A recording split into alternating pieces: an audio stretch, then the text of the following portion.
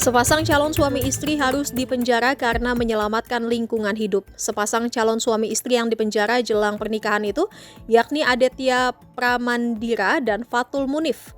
Aditya Pramandira merupakan staf Wahana Lingkungan Hidup atau WALHI, Jawa Tengah, dan Fatul Munif merupakan aktivis aksi Kamisan Semarang. Informasi kedua pasangan aktivis yang dipenjara itu dibagikan akun Instagram Amnesty Indonesia. Keduanya seharusnya melangsungkan pernikahan pada 11 Desember 2025 mendatang. Namun saat ini, Dera dan Munif kini ditahan oleh kepolisian Polrestabes Semarang. Tanpa pemanggilan, tanpa pemeriksaan saksi, tanpa proses hukum yang transparan, tanpa bukti relevan, tanpa alasan penangkapan yang jelas, kedua pasangan kekasih itu ditahan. Dera adalah aktivis lingkungan yang aktif mendampingi warga yang dikriminalisasi karena menolak tambak. Sementara Munif adalah aktivis HAM yang menyuarakan perlawanan terhadap pelanggaran berat HAM, impunitas, dan praktik-praktik otoritarian. Penangkapan itu terjadi tak lama setelah Aditya dan Munif pulang dari pendampingan petani di dua wilayah, yakni Desa Sumberjo, Kabupaten Jepara, dan Dayunan, Kabupaten Kendal. Para petani sebelumnya melaporkan persoalan yang mereka hadapi kepada Gakum KLHK, Komnas HAM, dan Komnas Perempuan. Polisi beralasan menetapkan keduanya sebagai tersangka dengan dikenai pasal 45A ayat 2 jungto pasal 28 ayat 2 UU ITE terkait ujaran kebencian dan pasal 160 KUHP tentang penghasutan. Diduga keduanya ditangkap terkait dengan aksi unjuk rasa pada akhir Agustus lalu. Selama ini Aditya dan Munif aktif terlibat dalam jaringan Front Nahdliyin untuk kedaulatan sumber daya alam serta mengelola sebuah toko buku independen di Semarang.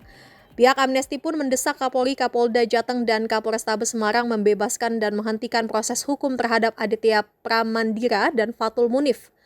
Direktur Eksekutif Amnesty International Indonesia, Usman Hamid, mengatakan, penangkapan ini menunjukkan bahwa narasi reformasi Polri yang katanya dipercepat oleh Presiden adalah isapan jempol belaka. Ini adalah bukti berlanjutnya kriminalisasi aktivis pasca demo Agustus 2025. Amnesty International pun mengecam keras praktik-praktik otoriter tersebut. Penangkapan ini juga mengkonfirmasi kekhawatiran terkait potensi kesewenang-wenangan aparat penegak hukum, terutama dengan adanya pasal-pasal karet UU ITE dan KUHP yang baru disahkan oleh Dewan Perwakilan Rakyat. Sebab semua bisa kena tangkap tanpa prosedur yang jelas. Negara seharusnya melakukan evaluasi serius atas pengamanan aksi demonstrasi, sekaligus mengusut dan mengadili semua penggunaan kekuatan berlebihan yang telah menewaskan dan melukai warga akibat cara-cara kekerasan yang tidak perlu, pemukulan sampai penggunaan kendaraan taktis yang melindas Afan Kurniawan sampai tewas. Presiden dan DPR RI juga didesak harus berhenti mencari kambing hitam atas kegagalan mereka dalam menangani unjuk rasa pada Agustus lalu. Amnesty International Indonesia juga mendesak pemerintah untuk membebaskan semua aktivis yang ditahan dan diadili pasca demo Agustus 2025 hanya karena bersuara secara damai.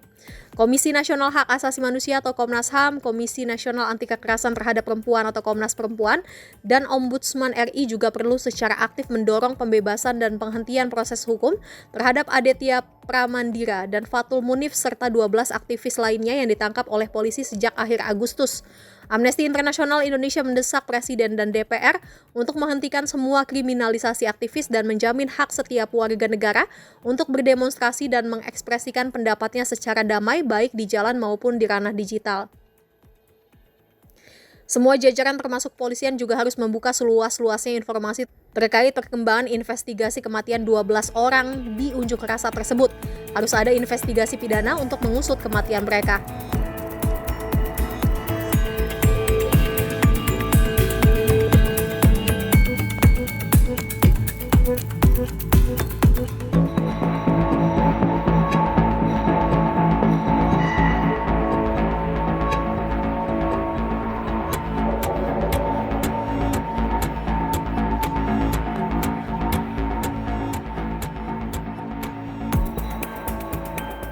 Download Tribun X sekarang, menghadirkan lokal menjadi Indonesia.